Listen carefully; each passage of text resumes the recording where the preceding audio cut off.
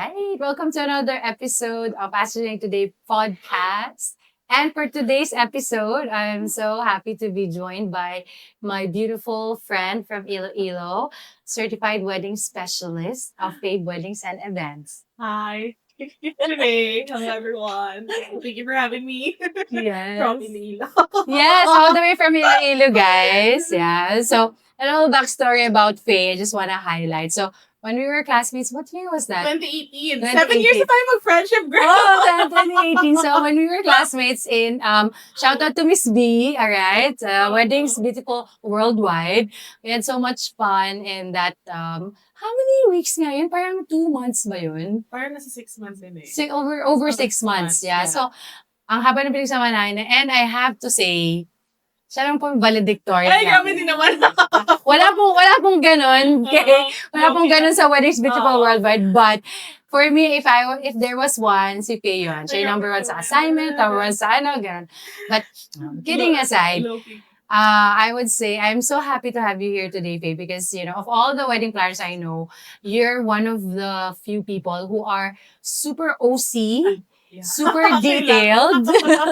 Super detailed. And talagang, so guys, if you're planning an event in Iloilo, say no more. You need to hire Faye as your wedding planner. Okay. So, but today's topic is something that I think you will like as well, is about how to avoid getting Oh scammed. my gosh. Okay. Scams. Diba? Hashtag real talk. Maraming mga scams na nagaganap. I think may mga nag-viral na mga na-scam na from the Visayas region. Yes, we and had. ano, We diba? had actually two, and it really kind of broke my heart that year. So it was 2 years ago na yun. Diba? Yeah, everyone's fully booked. I was fully booked. And then the part that the clients will inquire if I'm available. So alam mo yun, and say no. And then the couple will send me cry. Oh my gosh, hindi ko kayang replyan na. Oh. Kasi sila pala na-scam. Yes. So, Diba? kasi naman, di ba, ano pa kasing laban ng dalawang pre-lechon sa wedding planner service ko lang. Di ba? Yeah. Parang laban sa mga free, di ba? Sorry, di ba? Ano lang yung pre-gen? Joke lang. Yeah, okay. So, may minention na agad si Faye. So, okay. So, the first part of this discussion is, let's understand what are the different kind of event planning scams that you may have seen or may have experienced, right? So, may binagit ka na kanina na Oo. sa sobrang daming freebies. Oo, Yes. yung mga parang hindi mo makakalain na, ay, kasama ba yun? So, yung pa-freebie pala nun, nagbigay ng free lechon, ang ending, ano pala siya? Fake supplier ba siya? Ano pala siya? Ano siya? Parang scammer eh. Na Scammer parang, talaga na. parang i-all-in, yun. Yeah. Kasi here with Faye Weddings and Events, we don't offer all-in packages. Yeah. We literally focus on the wedding planning and coordination services. So Yeah. I'm a wedding planner talaga. Yes. As much as possible na we really like to maganyan yung tempting how it is to have an all-in, but we try to work with everyone rin na very legit. And then yun nga, So, parang yung person na nag-offer na gano'n na parang free, ganto-ganto, is really a fake supplier. yeah, parang modus operandi. Parang pang-akit nila doon sa couples na magbubook and all. Tapos meron pa, there was an instance na, Mom, if you book us before 12 midnight, 50% na lang yung all-in. Just ko naman, if you are a very rational client and you really understand how the operations work, sabi niya, okay, if 500,000 yung all-in and then 50% niya by 12 midnight, where would you get the other 50%? 50%. Diba?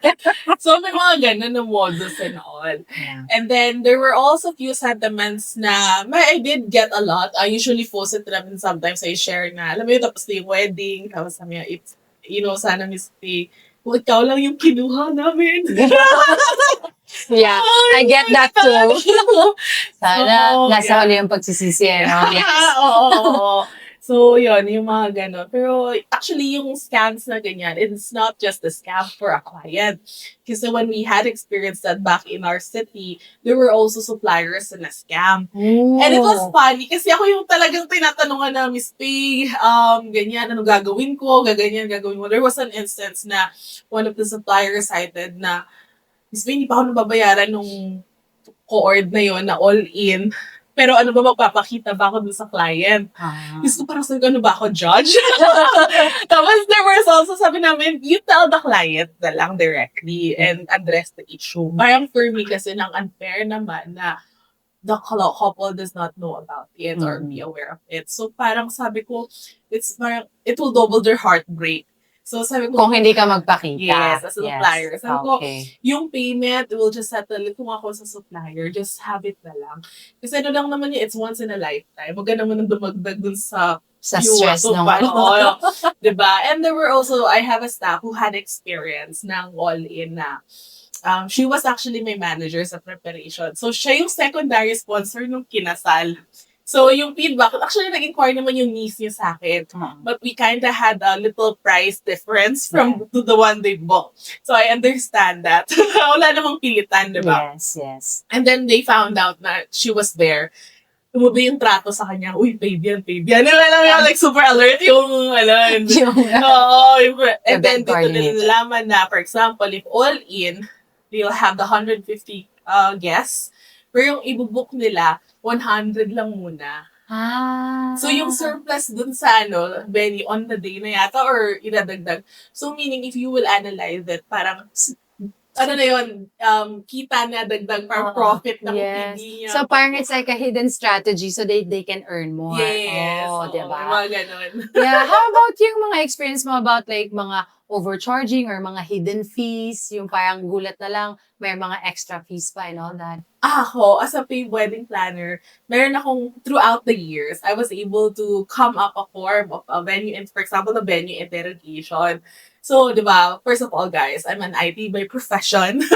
So, ang layo ng management and hotels sa ginagawa ko ngayon. So, it kinda, everything, yung questions na yun, just came from all the experiences that I had. So, I drafted everything into 3-4 pages. So, sometimes, I usually try to dissect the And it's through the questions na mailalabas yun. Yes. So, for example, merong mga ibang packages na ito yung adults daw charge. O magkano yung kids? Yeah, those are the kind of parameters na hindi kasama sa packages na ganon. And doon na lang malalaman. And not all pare-pareho. Merong 1 to 7 years old free, yes. And 7 above may charge. Yes. There are some naman na on this certain age, like 0 3 to 4. or may mga 50%. So if you're not getting a good quality wedding planner, you kind of like be not aware of it as a couple. But if you have someone to guide you, you will be aware of it. Right. So there is an instance ngayon naman na there's a venue naman, for example, the couple booked it, tapos nung nag-interrogation ako, iba pala yung charge ng ceremony garden sa reception. And nung dissect namin yung interrogation, it kind of enlightened the couple na, sige, we'll just have na lang po the ceremony and the reception in one place. And then we will just flip it. So imagine if you did not raise that kind of concern and the couple was not aware. Yeah. Magulat na lang. So parang, I mean, not that the supplier is, a bad supplier. Parang ang ending, feeling nung couple is na-scam sila na, bakit may dagdag pa yun, gano'n, diba? So parang, not really a scam, but more like a hidden fee that they were not aware of at the onset. Yeah. Okay. How about naman, another kind of scam on the ones that has no paper trail? Ako, hindi pwede sa akin yan. No, I really answer paper trail, the black and white and the contract and everything. Kahit gamitin contract 3-layer cake. For example, talaga, 3-layer wedding cake. Anong tier yung edible? The middle, the part. Okay, ano pong dimension? Is it a fondant? Anong cater? Okay, if you will upgrade it, gano'n. Kasi medyo, yun na, mapapasok ko naman yung magiging OCNAS ko.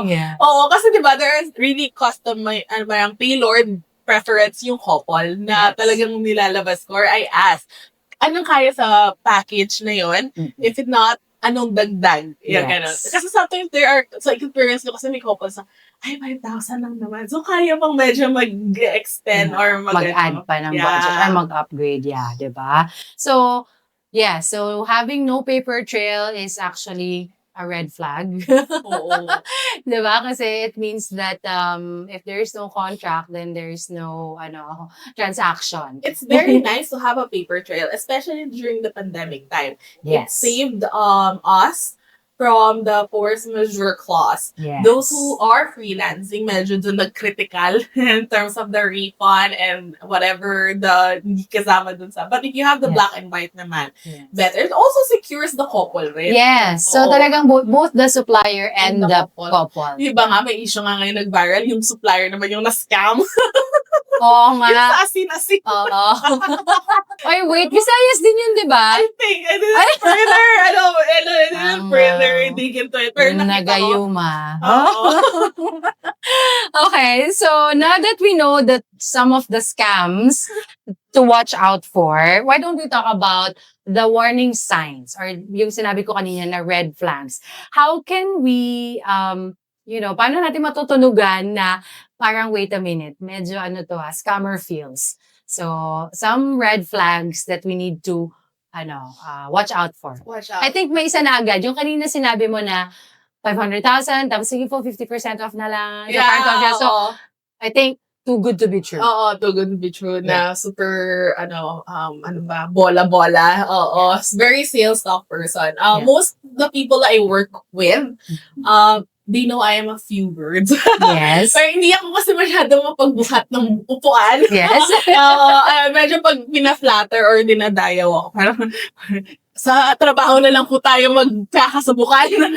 Parang let us finish the event first and I'll show you what I can do, what I could offer and bring to the table. Ganun ako eh. Yeah. So, pag ganon, talagang ang trabaho na lang.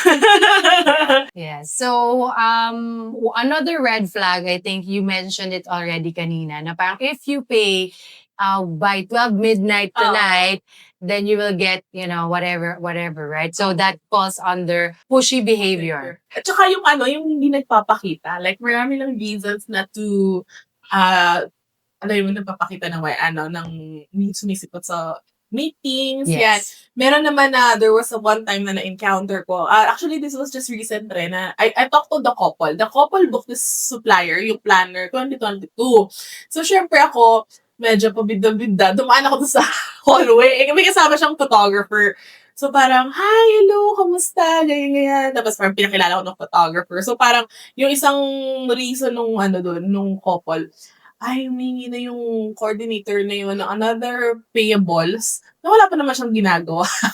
Parang hindi pa pala ng couple na experience. Yeah. Pero humingi na agad kasi pambayad daw sa account managers niya, ganyan. Alam mo yun? Yeah. I think it's yun, doon papasok yung paper trail, yung mode of payments. Yeah. So, parang hindi yung parang out of nowhere lang kasi nakalista na dun when are you supposed to pay different things. Oo. And, yung people who have pushy behavior when it comes to payments is really a red flag. Kasi now you're thinking na, ano kaya yung kailangan niyang bayaran, ba't kailangan niyang magmadali? Oo. Ako, we also, for me, as a wedding planner, I don't suggest to have the couples fully pay the suppliers. On a safe side rin. Yes. At least, before the event, if ever may mga undeliverable desires dun sa event, may habol pa tayo kahit papano.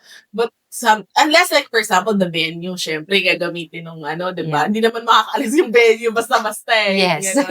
Hindi naman super palaki yung balance, but at least may tira-tira kahit papano. Okay. All right, here's another question. Would you say that lack of reviews or testimonials could be a red flag or not necessarily? Depende on the tenuity of the supplier. Okay. And then, of course, syempre, marami rin namang new supplier. Yes. So, there are also, the reviews are good testimonials talaga. Yeah. Siguro, kung matagal na siya sa industry pero walang review, bakit kaya? Diba? You kind of ponder about it rin. Yes. Not to judge they're a scammer, but just like, I wonder why. Or maybe kailangan lang nila ng business consultant at sumali sa para tulungan sila pag boost their business. Kasi maalaga ako sa reviews eh. So, we try to really ask, yeah, I know guys, oh my God, how many reviews kailangan natin i-flex yun? I-count natin. For the past 10 years, our page is now at 13,000 followers. So, na siya for monetization. And then, we have 362 reviews. Crazy. At 362 reviews. 100%. I don't even have 363 reviews. But yes, guys, for listening the Ask Jenné Today podcast, yes, i-google natin yun. Abot tayo sa 363. It's also kind of my journal na how I was very impactful to the couples. I'm Yes. super happy ako pag nababasa ko yun. Yes. And that's really, creates a big difference, right? Okay. Another red flag, ito I would highlight this, is unprofessional communication. So, when like supplier messages ng parang, yung unprofessional, okay, I don't want to be judgmental, but, like, Judgemon typing, gano'n. Ay, actually, medyo rin. Kasi, parang, okay, wait lang. Professional ba itong kausap ko? Before, when we were starting the business, I do understand yung gano'n, di ba? Medyo, But as I go on. Parang very casual. Parang too casual, too casual, too close for comfort. Parang hindi na siya professional. Oo, parang gano'n. Pero as I go on, iba pa rin yung mas addressed. Well, pati yung spelling. Yes. So, yes, pero tayo, okay? Para mas nakakasanayan mo kasi you eventually grow to the market of the professional business. So, kung madadala mo yung behavior na yun pa. Yes, diba? Oo. So, parang mapapaisip ka na parang, okay, kung ganito sila in communicating, paano kaya pag sa action? Right? So, okay. Yes, okay. So, now that we highlighted some of the red flags, parang ma-identify natin kung, wait, nasa scam na ba ako? Whether you're person planning an event or you are actually a supplier as well, okay, pwedeng ma-scam. So now, let's talk about paano natin i-verify. How do we protect ourselves from these scams? So how do we verify a supplier's legitimacy? Well, first of all, the internet is free platform. So, internet is free, guys. Yes. Use it. Yes, use it to your best advantage and do your research as much as possible. Dig into deep. Ako kasi medyo, CIA online. So I have my ways on checking din. And, it's just matter, click. You spend time, you will eventually find. Yes. Tapos, you also check the registry of business. Oh, yes. Alright? If they have mga TPI, BAR, I think that's one of the most solid foundation in owning a business. Yeah. And that's also one of the things that, to certify that the business is operational for trusting it. Correct. Yan. Pero just to say this, there are some suppliers, lalo na in the events industry, maybe they're not yet a registered business, right? But they're already operating. Yes. Well, I guess you will classify them as freelancers. Na pwede pa rin natin gamitin as a supplier, but with due diligence. Meaning to say, like, you just proceed with caution. Like, knowing also na kung sakaling they don't do their job, wala kang babalikan kasi hindi nga sila, hindi mo siya ma-report sa DTI, hindi mo siya ma-report sa SEC, ganyan, kasi walang registered, no? So, kailangan with eyes open lang talaga if you will hire the freelancers. Yeah, and sa rin, to add, usually I recommend suppliers, pag nakatatlong, sila sa amin, tatlong consistent performances, but that is coming from the client. Vouch talaga.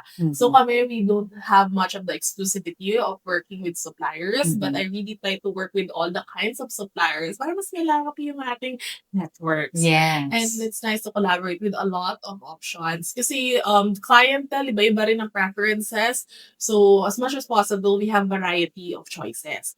So pag sinabi niyang, ma'am, ito na ba, okay, sige, yun lang, if the client vouches for it, medyo dadaan ka lang nga sa butas ng karayom. Yes. But in the impression of working in Iloilo naman, meron akong parang Wednesday, sino coordinator mo? Si Miss Faye.